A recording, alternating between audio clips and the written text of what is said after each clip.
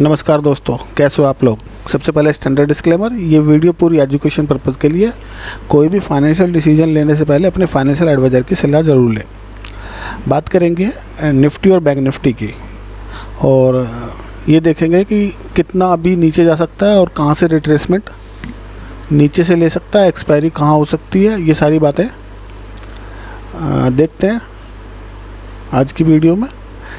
सबसे पहले निफ्टी के डेली चार्ट पे निफ्टी की क्लोजिंग 22,500 के आसपास है, और लग तो कल थोड़ा सा डाउन ही रहा है कि गैप डाउन खुलना चाहिए इसको। और रिट्रेस कहाँ से ले सकता है, अगर मार्केट नीचे जा रहा है तो कहाँ तक जा सकता है, कहाँ कहाँ ये सपोर्ट एरिया अपना बना सकता है। तो हम गए 4 आवर के टाइम फ्रेम पे, और 4 आवर के टाइम फ्रेम पे एक स्ट्रॉन्ग सपोर्ट एरिया यहाँ पर है, ये वाली कैंडल 27 मार्च की 1.15 की कैंडल और 26 मार्च की 1.15 की कैंडल, ठीक है ना। तो ये स्ट्रॉन्ग सपोर्ट एरिया हमारे हैं। लेवल्स हैं इसके 22,200 और 22,000, ऐसे पकड़ो, आपसे याद रहेगा 22,000 22,200। इसके ऊपर कौन सा सपोर्ट एरिया है हमारा, 22,300 पकड़ के चलते हैं। और इसके बाद सबसे पहले वाला आ रहा है 22,400। अभी मार्केट 22,500 पे है, तो ये सिस्टम से चलेगा। ऐसा तो लगता नहीं कि ये एकदम से ही सीधा ही नीचे 22,000 पे आ जाएगा। ऐसा आने के लिए इसको टाइम लगना चाहिए। और सीधा चलते हैं डेली के चार्ट पे। तो अब क्या सिनेरियो, कल अगर 100 पॉइंट गैप डाउन खुल रहा है मार्केट, तो 400 पे यहाँ पर ये एक सपोर्ट, अच्छा सपोर्ट एरिया है इसका, 22,400 से लेके 350 तक, ठीक है ना। इसको होल्ड कर जाता है अगर, है ना, कल इसको होल्ड कर जाता है तो यहाँ से एक रिट्रेसमेंट ले सकता है, ठीक है। रिट्रेसमेंट कहाँ तक लेगा, 550 तक ले सकता है, ठीक है। इसको होल्ड नहीं करता, और ये हमारा मिड पॉइंट है 22,250। तो अगर 22,250 से ये सपोर्ट ले रहा है तो फिर ये ऊपर चला जाएगा अगेन 22,500, ठीक है ना।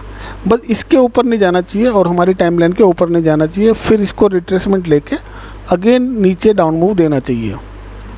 तो हमारा बेस्ट सेलिंग पॉइंट क्या होगा, जो भी स्कैल्पिंग कर रहे हो अपने हिसाब से करते रहो, लेकिन हमको क्या देखना है, सेल ऑन राइज देखना है। सेल ऑन राइज कहाँ मिलेगा हमको, अगर मार्केट अपना ये मूव करता है तो हम यहाँ से एक बुलिश ट्रेड भी ले सकते हैं। और फिर अगेन जब ये अपना एक रिट्रेसमेंट कंप्लीट करेगा यहाँ से 22,500 के आसपास, वहाँ से हम एक अपना डाउन मूव देख सकते हैं, क्योंकि हमारे इसका स्टॉप लॉस हमें मिल जाएगा यहाँ पे। अगर हम यहाँ पे कोई बुलिश मूव लेने की सोच रहे हैं, ठीक है ना, तो वो थोड़ा रिस्की हो जाएगा। हमको सेल ऑन राइज के ये कल पता चलेगा कि मार्केट सेल ऑन राइज हुआ या नहीं हुआ।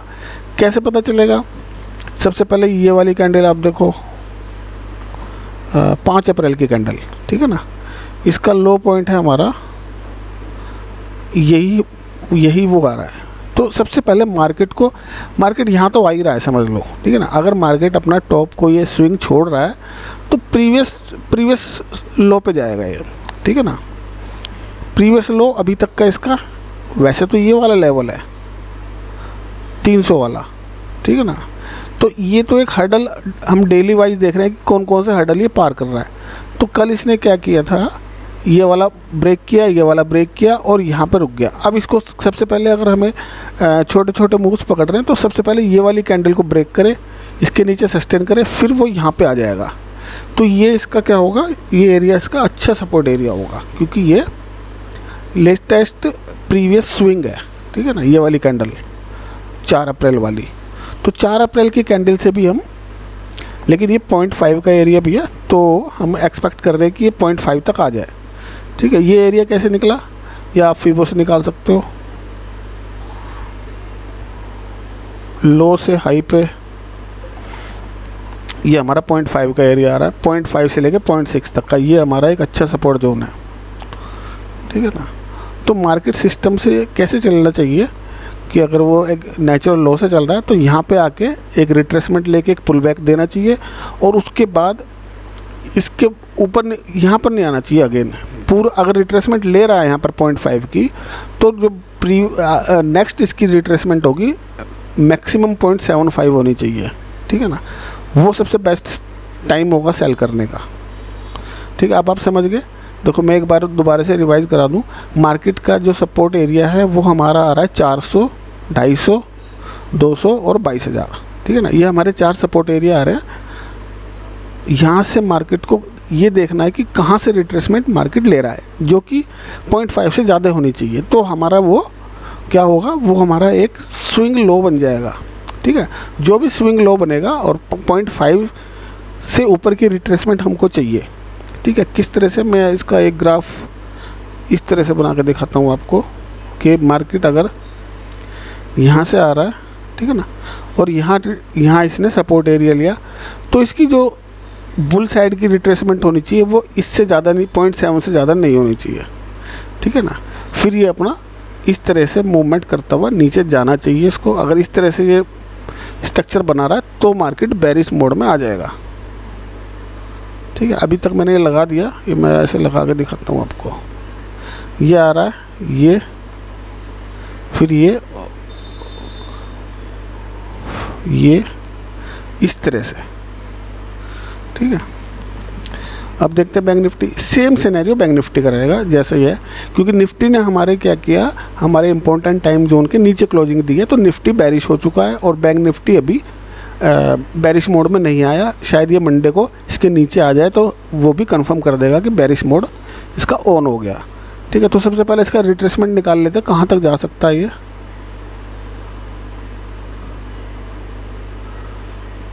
इसका रिट्रेसमेंट आ रहा है हमारा 47,400। तो ये वाले टारगेट हमको देखने को मिल सकते हैं। कब आएंगे,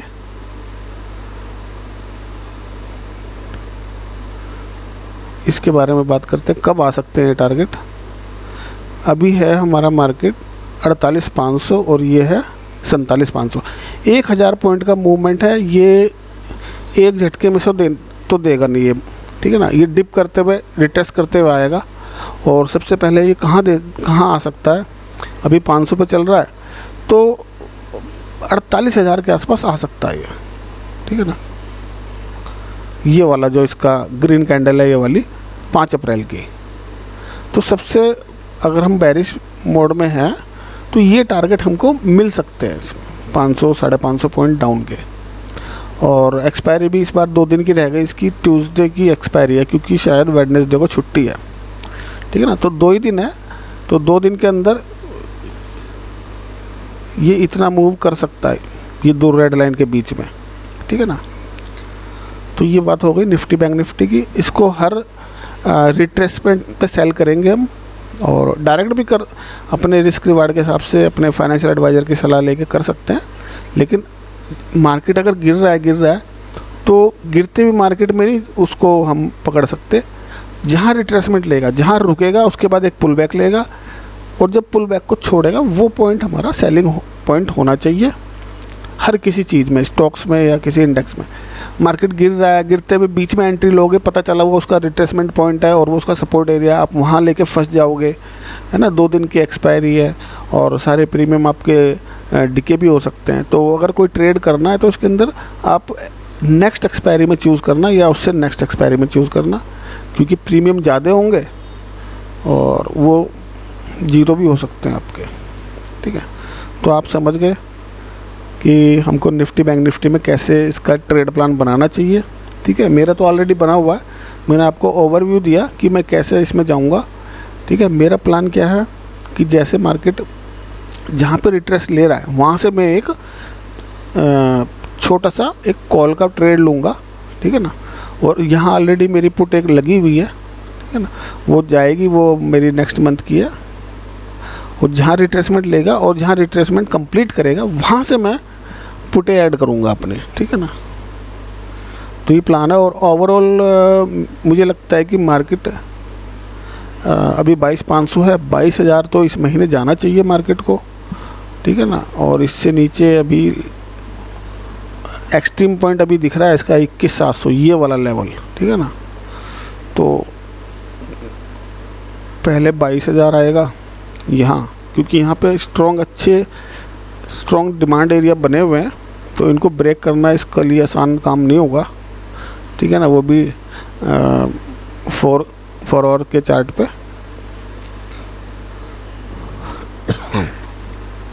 ये आप देखो,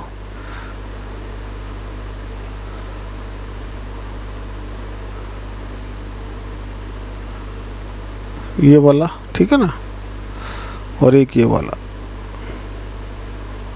अभी तो यही हर्डल है इसके लिए अच्छे खासे, ठीक है। पहले इनको ब्रेक करें। इनके अंदर 15 मिनट के भी ऑर्डर ब्लॉक है, डिमांड एरिया है, और 1 घंटे के भी है। मैंने सिंगल ही लगा दिए सारे, ठीक है ना। मल्टीपल हैं, ये सिंगल ऑर्डर ब्लॉक नहीं है, सिंगल ऑर्डर फ्लो या डिमांड एरिया नहीं है, इसके मल्टीपल वाले हैं मतलब। तो आप समझ गए होंगे। मिलते हैं नेक्स्ट वीडियो में। थैंक यू दोस्त।